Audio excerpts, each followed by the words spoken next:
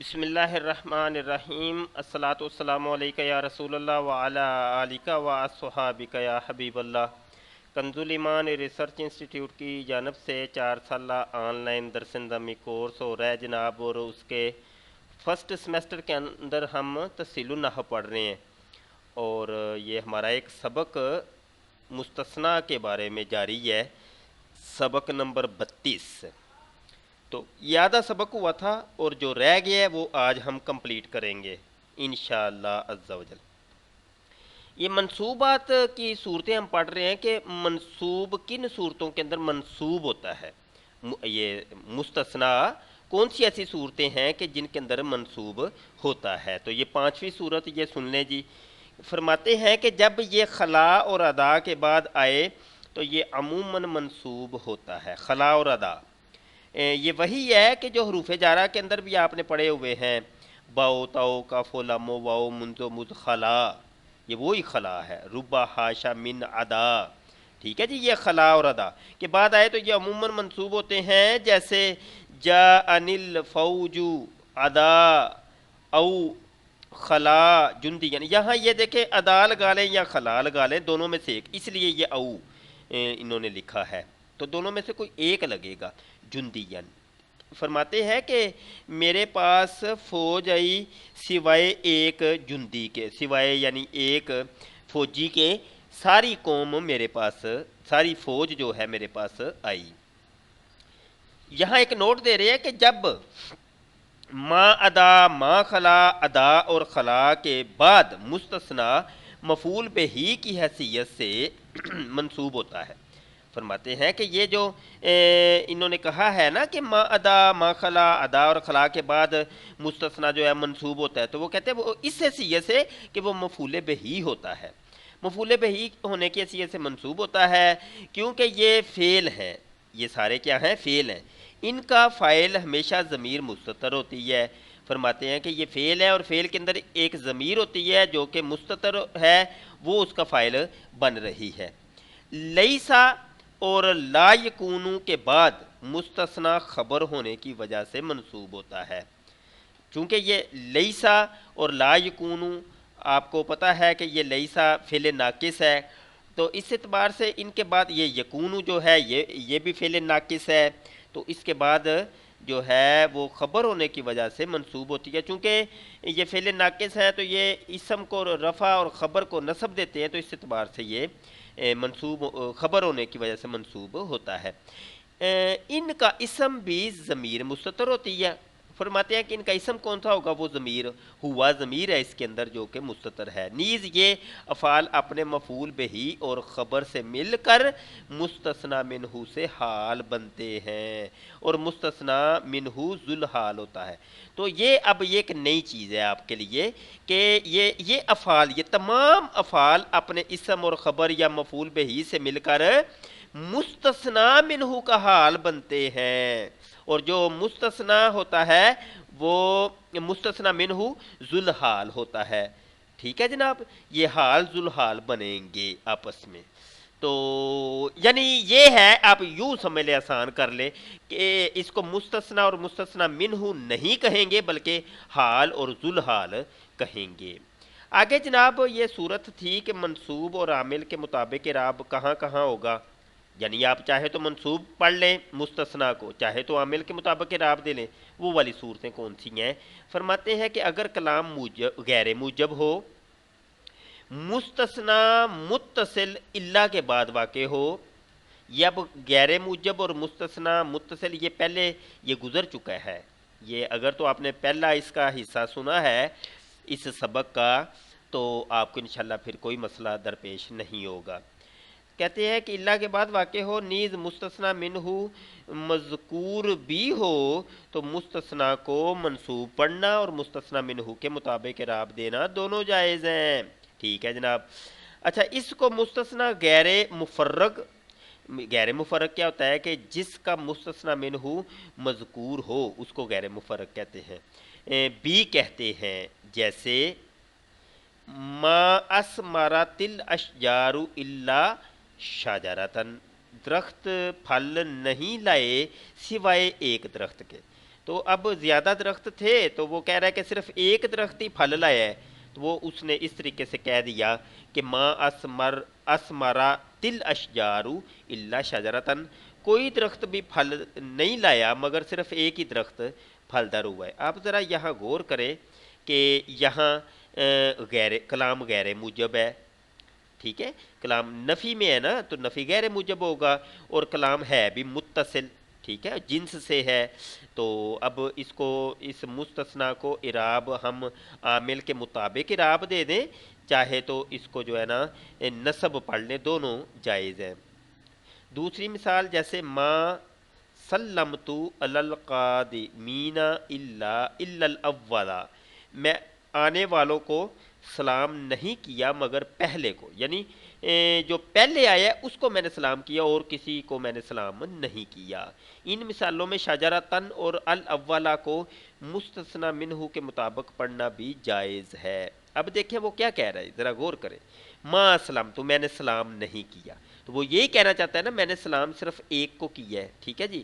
ما اسلمت علی القادمین الا الاولا، یہاں جو ہے نا یہ القادمین یہ مجرور بن رہا ہے، اور یہ جو ہے نا اس کو الا الاولی پڑھ لے تو پھر بھی جائز ہے، کوئی حرج نہیں ہے، اور اس کو جو ہے نا نصب پڑھ لے تو پھر بھی جائز ہے، کوئی حرج نہیں ہے۔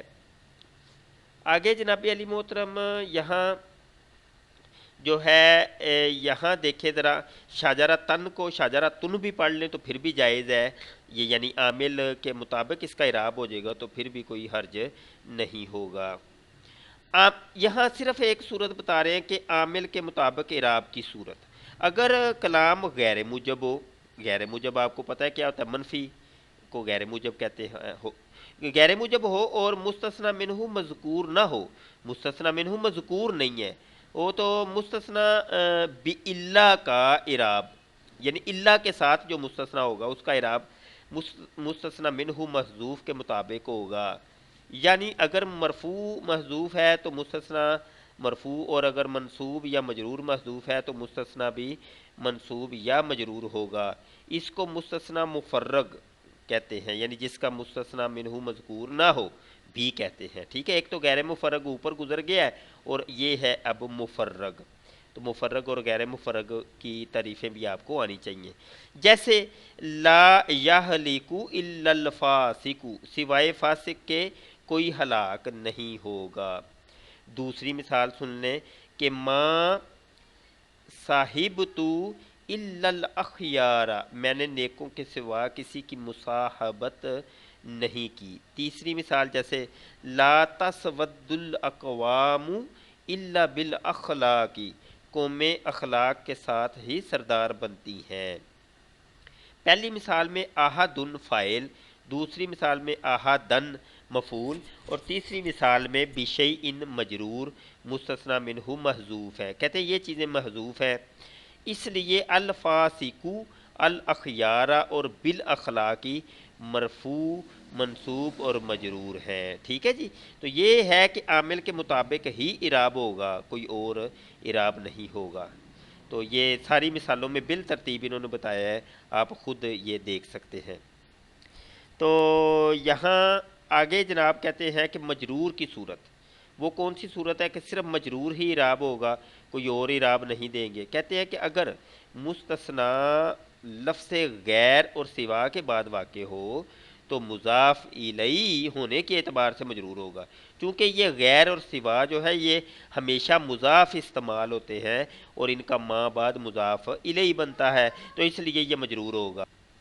جیسے سام الغلام رمضان غیر یوم او سوا یوم، یہاں غیر لگا لیں یا سوا لگا لیں، ٹھیک ہے۔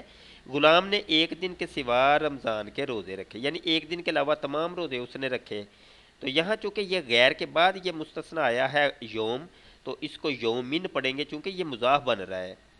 آگے کہتے ہیں دوسری مثال ما عاد المریدا، ما عاد المریدا عائد غیر سعید او سوا سعید، سعید کے سوا مریض کی کسی نے بیمار پرسی نہیں کی۔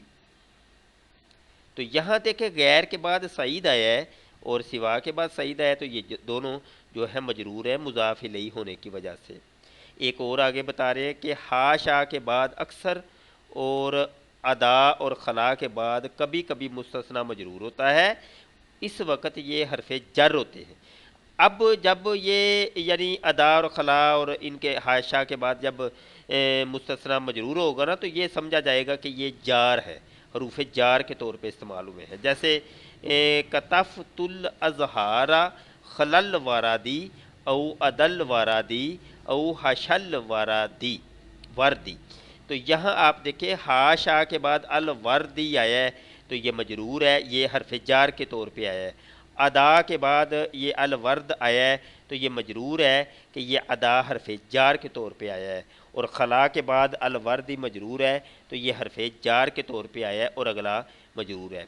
غیر اور سوا کے اعراب کی وہی صورتیں ہیں جو الا کے بعد مستثنا کی ہیں، کبھی منصوب اور کبھی عامل کے مطابق۔ یہ بھی انہوں نے کہا ہے کہ غیر اور سوا کا اعراب بھی آپ چاہے تو عامل کے مطابق کر لیں، چاہے اس کو منصوب پڑھ لیں۔ غیر کا لفظ اگرچہ صفت کا معنی ادا کرنے کے لیے بنایا گیا ہے، مگر کبھی استثناء کے لیے بھی آتا ہے، جیسے اوپر مذکور ہوا، اور اس طرح لفظ الا استثناء کے لیے بنایا گیا ہے مگر کبھی غیر کا معنی بھی دیتا ہے، جیسے لو کان فیہما آلہۃ الا اللہ لفسدتا، تو یہاں اصل میں غیر اللہ ہی ہے، اس طرح لا الہ الا اللہ اصل میں لا الہ غیر اللہ غیر اللہ موجود ہے۔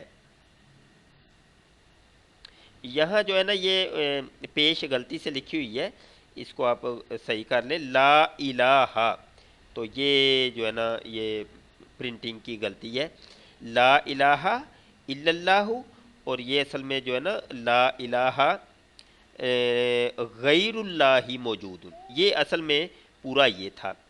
تو یہ جناب ہمارا مستثنیٰ کا سبق کمپلیٹ ہو گیا، اور آگے انشاءاللہ عز و جل ہم جو ہے نا مزید مجرورات کا یہاں سے بیان شروع ہوگا اگلے 33ویں سبق سے۔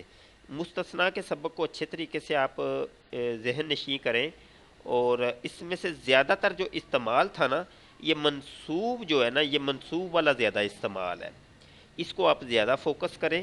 اس کی یہ 5-6 صورتیں بیان کی گئی ہیں، اس کو آپ ذہن نشین کریں، اور اگلی صورتیں بھی استعمال ہوتی ہیں لیکن کم استعمال ہوتی ہیں۔ تو یہ پورا سبق آپ دیکھیں، کوئی چیز سمجھ نہیں آتی ہے آپ کو تو آپ پوچھیں، بار بار پوچھیں، سوال کریں، اور واٹس ایپ کے اوپر سوال کریں۔ امید ہے آپ کو سبق سمجھ آ گیا ہوگا۔ السلام علیکم ورحمۃ اللہ وبرکاتہ۔